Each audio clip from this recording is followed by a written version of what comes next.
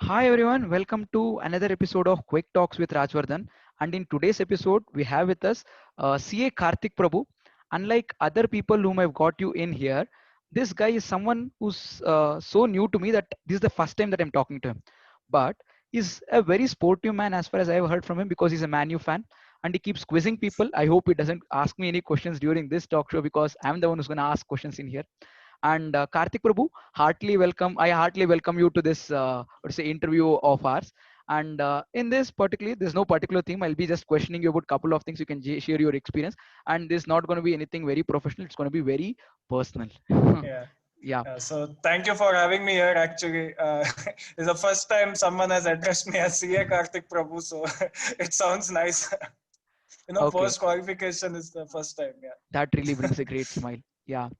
And Yeah. talking about that, had you actually thought of being here? Now, every one of us dreamt of being a chartered accountant, but had you actually thought that, okay, fine, I'll be a chartered accountant one day, working in an IDT based BDO firm, and then now switching to some. Had you actually thought of being here? See, to be honest, it's it's sort of embarrassing, but I got to know about chartered accountancy when I was in 10th grade. It's it's so late, but yeah, it's a true fact. So I'm telling. And See, ironically, it was at a career guidance session at a college that is famous for its science teaching. So, yeah, so that was the point where I got to know about CA. Until then, I was thinking about game development and all because I used to play a lot of video games. But I thought, okay, like, see, till then I had no clue about CA, right? So, I did my own research. I got to know what CA is, that a chartered accountant is, and like an enforcer of fiscal discipline in this country, and is a multitasker, and you get to have a holistic exposure of business. So I thought, okay, uh, I'm a lazy person. I'll be honest. So I thought, okay, let's try this. If I clear everything in one attempt, I'll get it done within 4 years. Fortunately, it worked out for me. I did get it done by 4 to 4.5 years. But yeah, I think and over and above that, see, I at that point of time I had a lot of pressure from society to become a doctor because my parents are doctors. So but I decided that, okay, let me choose commerce. Then I decide what to do. I know a few people who choose science also, and then they decide because they have an option of going into Switching. engineering, yeah, switching to commerce, switching to arts, journalism, yeah, whatever. So I thought, okay, I'm not that smart enough to be in science, and I ended up choosing commerce and then CA of all professions. But yeah, I got good marks, but I still thought that, okay, let me go ahead with commerce, Bro, and I did you get ended more up than in CA. 50? Did you get more than 50? What in what? Did you make it more than 50 in each paper? As in, In in each my paper? finals. No, on an aggregate, just like that. That's sufficient, Yeah, bro. yeah, Like, yeah, yeah, you yeah. cannot expect to score 99 and 100 every time, isn't it? Yeah, yeah, Yeah. yeah, yeah. So that's what I was able to clear with decent marks. But yeah, actually, as and when I got to know about CA, as and when I cleared second PU, like the 12th standard, I thought, okay, let's go ahead with CA. Um, yeah, so basically, I developed this idea of becoming a chartered accountant, I think somewhere around 11th or 12th grade. But what to do beyond that? So I guess all of us have that one, question in our head. Unless, like, see, during our articleship, we get to know about a lot of aspects about CA. For example, practice or articleship or industry or whatever. There are a lot of avenues that a chartered accountant has post qualification. So I don't know how the thought process was for you, but I frankly had no idea about what to do after CA. So I thought, okay, see, at that point of time, even my interaction was limited. It was only with practicing chartered accountants. So, Mhm. and in my articleship, like, I had more of, direct tax and bank audit type of an exposure. So I thought, okay, let's get into indirect tax. Aaj kuch tufan Okay, hi what karte you hai didn't do in tax. your articleship, you tried to do it post qualification. Yeah. So So I'll take it that more was, or less like an answer that yeah, yeah, initially might not have figured out that you would belong here, but over a period of time you eventually started feeling like, okay, yeah, fine, I belong here, and then I'll become a chartered one yeah, day, and four and a yeah. half It years is a was good time. more of Four going and with a the half years is flow. a very good time. Okay. Then Yeah, what do you think actually got you to the place where you are now? Doing in 4.5 years is not a very easy thing. So what is it that yeah, made you clear that exam in 4.5 years, or the present place that you hold in BD, like BDO is one of the topmost firms that I must say in IDT. So getting in yeah. there might not have been very easy. Like it might have been easy to you, but not everyone who applies get in there. So what got you to No, that it's not place? at all easy. Ah, Yeah, so what do you yeah. think got you to the place where you stand today? The degree that you hold, the office that you hold, the new job that you got. What do you think got you there? See, for me, I think the main thing is learning. At whatever age you are, for me, it was basically I wanted to learn many things. And, as I told earlier, also I had that motivation of clearing soon. So, I made it up that, okay, I had to clear fast because I don't want to write again and again. So that was my, primary motivation. And yeah, so other than that, see, it was always continuous improvement. So I don't believe in, like, settling for one particular skill set. So I just wanted to keep on, improving. And that's the primary reason why I ended up in IDT, right? So yeah, so apart from that, I think, some level of planning is also required. Because see, now suppose you wanted to become a teacher, right? So I'm sure you would have done some level of planning. So whatever you want to, do in life, whatever designation you're aiming, I think, some level of planning and planning is required, basically. Yeah, then apart from that, it is a stereotypical answer, like, consistency, commitment, and all that. I can tell hundreds of adjectives, but yeah, for me, I think it was, see, there are better motivational speakers than me. They'll tell you what and all is required. But I think, when you want to, envision yourself in a place, you need to have that level of planning. So if you want to become a teacher, or a professor, or if you want to become an expert in litigation, it's better if you join a place that specializes in litigation. Or if you want to join a startup, it's better if you have, a generalist type of an attitude. So yeah, I think apart from that, it's just the stereotypical answers, like you need, see, commitment, consistency, and all that you need. Correct. Yeah, yeah. Yeah, I take it away from you when you told me that you need to be intending to learn throughout to get in. But does it yeah, change? Like when you're getting in, you have a lot of different ideas, lot of different expectations from that particular job or sector, and you get in. But does it change? Like the requirements from you, does it change to survive in that particular sector? Now to get in, you yeah. might have to just crack the interview. You crack the interview, you have no idea about IDT, you might get in. But what does it take to survive in that industry that you pick? Maybe you can answer this with IDT or your what to say finance and treasury. I leave it to you. Okay, I'll stick to IDT for time being. Hmm. See, yeah, as you told, the interview aspect, they don't, I think frankly, interviews don't expect you to know all, Yeah. 100 out of 100. Yeah, because see, even we get only 50 or 60, right? So even the interviewers, I think they won't expect you to, know 100%. So I think once you get the majority of the answers right, you're in. So over and above that, I think in a law related field which are subject to so many changes, you need to keep reading. You need to keep Hmm. reading, and you have to be up to date, my friend. Like there's no chance you'll survive unless you are up to date. And I think, you need to be proactive also. Whichever place you join, you shouldn't be, reactive. Like, okay, okay, once the client gives the data, I'll then analyze. No. So, we need to be proactive a lot. And I think you should develop a good rapport with the seniors also. Yeah, so they can make your life easier. And they'll tell you the tricks of the trade, basically. And I think you need to network as well. That is a, very important aspect. So if you need to survive, you need to, okay, at one place, if you want to continue throughout your life, then okay, fine. But if you want to, like, move from one, if you want to be like a traveler, then you need to you come into contact with people from different service lines or different industries and all that. So I think, survival is, survival may be easy, but growth is a bit, it Needs depends more. on each person. Yeah.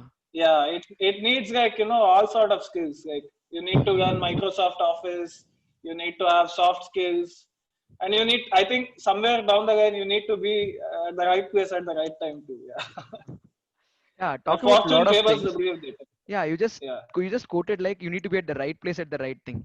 Now taking you back in time, I don't really have that superpower to take people back in time. If I would have taken you back in time, is there any specific time you find that you could have taken a different decision, or to put it in a different way, do you have any regret saying that okay, fine, I shouldn't have done this during my articleship, or I shouldn't have done this during my final? Do you, if you're allowed to go back and change anything from your past, what is it that you would love to change? I think a lot of regrets. Yeah, a lot of regrets. Like anyone who's saying that they won't have regrets during the article is lying, because you could have done better and all that. So according to me, see, I think I should have learned a programming language and a data analysis tool for starters. This is something which never flashes to a CA student. But can Yeah. you tell us why? Can you So tell us why? see, it is more of a generic statement, okay? Because see, from where what I have seen is, if you need to be, more technologically, literate, I can say. Because see, I keep meeting people, I have met a lot of seniors who have, started learning SQL, like query language and all. They started, yeah, they started learning now. So I think, just I'm not saying you should be an expert at it and all, but it may help, somewhere down the line. I feel it would have helped me rather than me learning now. Although, like, age is never an issue, and it's like life is a process of learning, unlearning, and relearning. Like unlearning, it I, depends on I each heard I person, heard but earning. I heard earning more in the no, answers no, than no, not earning. I meant learning, yeah, unlearning, and relearning. yeah. So Because yeah, many of so us if go you with the are not, mindset. Many of us go with the mindset yeah, that okay, CA means earning, earning, and earning. no, no, it involves a lot of learning Yeah, also, yeah, I and do. unlearning depends on the circumstance. Like if you are working in direct tax, you may have to forget some aspects of what you've learned. So yeah, and suppose after that you join industry, so there suppose you get responsibilities involving indirect tax. So what you may have forgotten, you may have You to would have to relearn it relearn it. again. Hmm. Yeah, so I think, yeah, I personally, if you ask me, I would have learned some programming language and a data analysis tool. Basically, whatever makes my work easier, because I told I'm a lazy person, right? Yeah, I So get that. yeah, I that get that. is my Now, point you of view. really spoke about switching to industry after articleship, I'm going to say post qualification and everything. Now, this is something that bothered me throughout, and a lot of questions, a lot of people come to me with this question. Like, post qualification, is it always a question between money or passion? Like, would you have to choose between these? Either you'd have to go by a job which gives you more money, or something that you are more passionate about. See, for me, my funda is simple. If you don't know what your passion is, you may as well earn the money till you discover what your passion is. So yeah, if you know what your passion is, see, for example, on your Insta account, the first thing that is there is, you teach by your heart, kidneys, lungs. So from there you come to know that okay, teaching is your passion. So Uh, if you have that level of passion, then please go ahead. So yeah, like see, if someone like Anil, if they want to teach, so yeah, they I think it's better to go ahead. Yeah, like whenever you're young, if you take risks, if you take opportunity, if you take that calculated risk, it is better. I'm not telling you can't take it later, but yeah, I feel that when you know what your passion is, you should pursue it. So see, even I'm in the process of discovering, what my actual passion is. It's going slow, like, it's not going, it's not flashing to me that okay, I want to do this, I want to do that. So yeah, even I'm in the process of discovering, what my passion is. That happens to people who are, in corporates, whether to continue your life here, or whether I have to start my own consultancy and all that. But I think you should give time to that. You shouldn't quit your job like just like this on a whim. So like if you feel, I think you should give a period of 1 year to 1 year at least, 6 months to 1 year or whatever. Then you should decide, whether you want to do it, you want to go as per your passion or not. But if you already know what your passion is, then go for it, boss. Uh, Or else, it is as if you're delaying it, right? Delaying what you have to do. So yeah, I think till yeah. you don't know what, if you don't know what your passion is, better earn money till you Right. discover what your when passion is. when I took up the course, someone told me you have 3 years of good time to actually see things that will happen and then choose what you want to do. But those 3 years are over, still it takes a lot of time to choose Yeah, what you want to do. yeah, So those 3 years of articleship was actually told to give us bits of everything so that we can understand what do I like or choose our passion. But it's still exactly. more options Yeah, come to us during that time and it confuses more. yeah, yeah, And absolutely, absolutely yeah. true. And talking And about that, one how more thing is different. like you uh, hear, huh? yeah, you Yeah. continue, So one continue. more thing is like you even hear about this niche type of fields where CS can enter, like M&A and all that. I uh, don't think people from a smaller office or from a smaller tier two city they would have had you wouldn't exposure to believe me, that. you wouldn't believe me, one person called me like some 6 7 months ago. She asked me, sir, I've got an opportunity to work for G&T M&A, like articleship. They're going to put her into complete M&A for 3 years. That was surprising. Like I did 3 years of my Yeah. articleship and I had never no clue about M&A except other than in the books. And a lot of them find it very thoughtful to choose it post qualification because it's such a specialized field. But doing articleship Yeah. completely in M&A would make you too good in it, and you would not be knowing much of others, is what I personally felt. Yeah, so that's what it comes at a price, right? Hmm. If you want to specialize, then well and good. But if you want to, experiment and try things in life, then I don't know. Maybe you can go to M&A, work there for 1.5 years, and ask for an internal switch or something. And Yeah. talking about this, no, like the articleship gives us so many choices to pick. How different do you think is articleship from your post qualification life? Like, because if you are into a mid-sized firm, you do almost similar Yeah. thing, like whatever your audit manager used to do during your articleship, you might end up doing it. But is there a real difference in what we do as an or is an articled assistant and what we do as a qualified chartered accountant? See, one thing is for starters, you get paid better. So, yeah, jokes apart, I think, it depends on where you have done articleship is what my answer is. Because if you've done an articleship, if you've done your articleship at a place where the processes are strong, the standards are followed. So similarly, if you have done your articleship at a place where they affix responsibility on work, they give you the responsibility of handling clients independently and all that. So from that point of view, okay, post your qualification, the only thing you need to preserve is the prefix. So you'll be prefixed, right? Okay, CA Anil. So you need to work hard in such a way that you add value to that, and you need to preserve value also what you've created, right? So I think yeah, we have to become more professional and yeah, preserve what we stand for and even improve. Like even after articleship, there are so many things that one can improve on, right? So because see, again, articleship is just 3 years, but you have your entire career ahead of you once you clear. So I think like whatever, if at all one develops some sort of ego, if they after they clear, they should just shed it.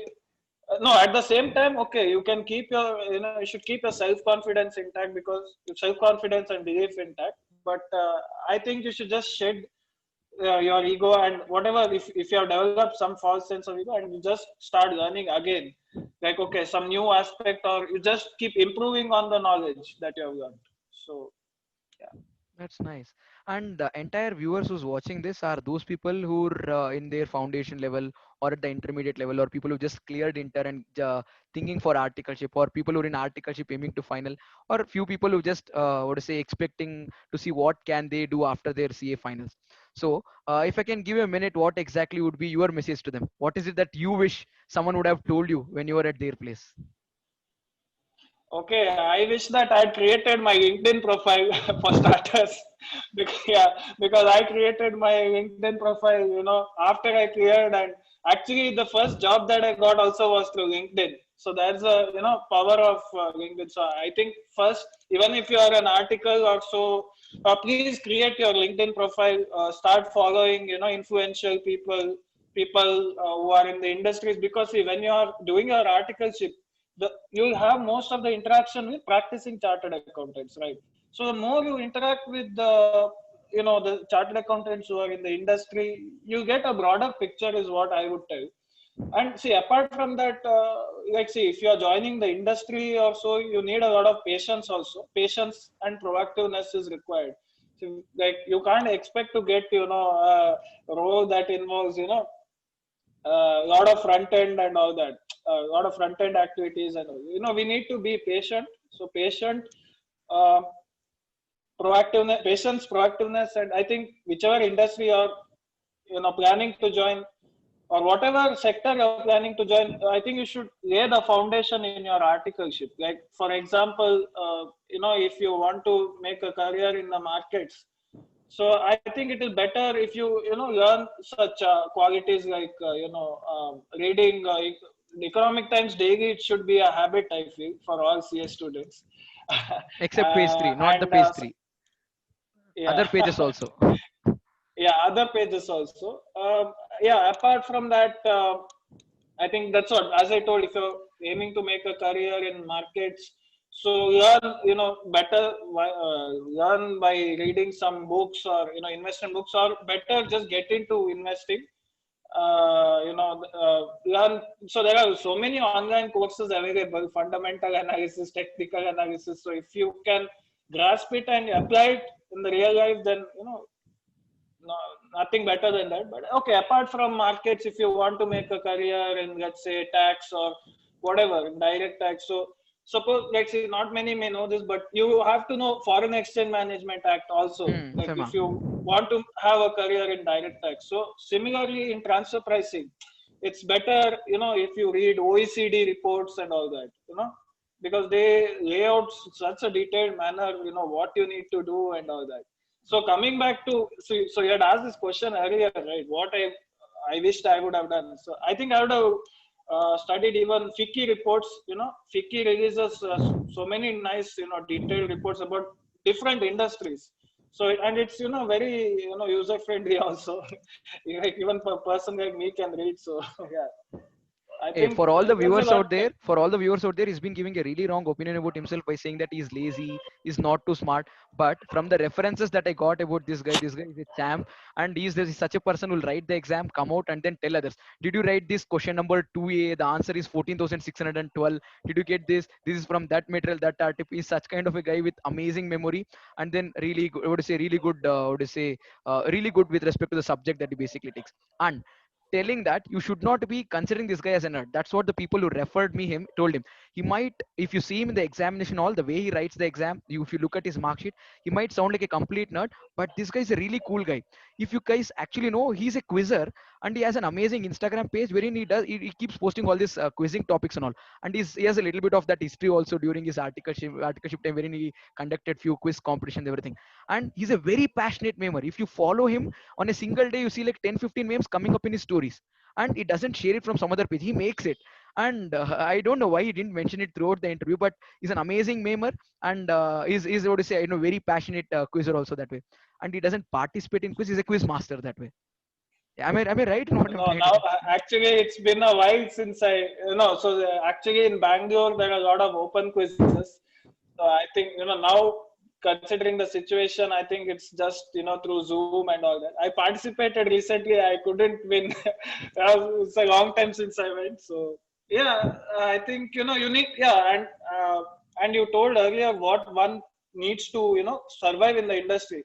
I think you need to have a hobby also, Yeah, I forgot to mention. just so that you can cool off. Yeah, exactly. So Watching that's what Netflix and I chilling start. is not hobby. Watching Netflix and chilling Yeah, is not hobby. Don't remove that from your hobbies. yeah. True, true. So that's Uh, what you basically, I think, see, a senior of mine, for example, he's into yoga. He got interviewed by some panelist on how yoga improves. Yeah, so I think all that will help. Yeah, I think half an hour daily or whatever, like how much ever is possible. If you try to do a hobby, it will help you, maintain that balance in life and not burn out basically. So that's what happens sometimes, like when you join the industry. I think you need to, cool off and do something that you like also. Apart from just working.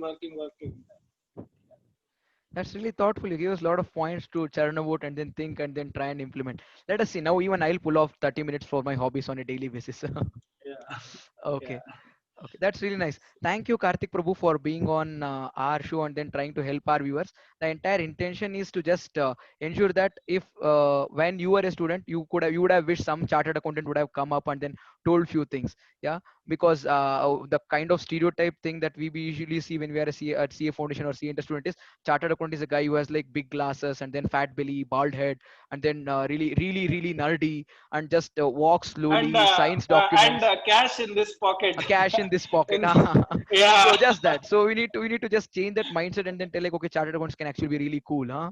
And then Yeah. people who can actually talk about Obviously. what they basically do. Yeah, I hope it's of great help to you people also. So in the next episode, we'll meet with another chartered accountant who basically talks his heart out about the questions that I'm going to drill him with. So see you all in the next show with another chartered accountant. Till then, everyone, stay in the game. So Karthik Prabhu, thank you for being on the show. Okay, Thank you for having me. CA Karthik Prabhu, thank you for being on the show. Yeah, no, no, it's okay. You can call me Karthik. You know, it sounds so weird because you see, post qualification, I just started working. Right, I did not open my own practice and all. So there, people just there, everyone has CAs. So people call you Karthik, right? So yeah, it's okay. Like, you can call me Karthik also. Okay. Yeah. So that's it with CA Karthik Prabhu. See you all in the next one. Till then, stay in the game. Bye bye.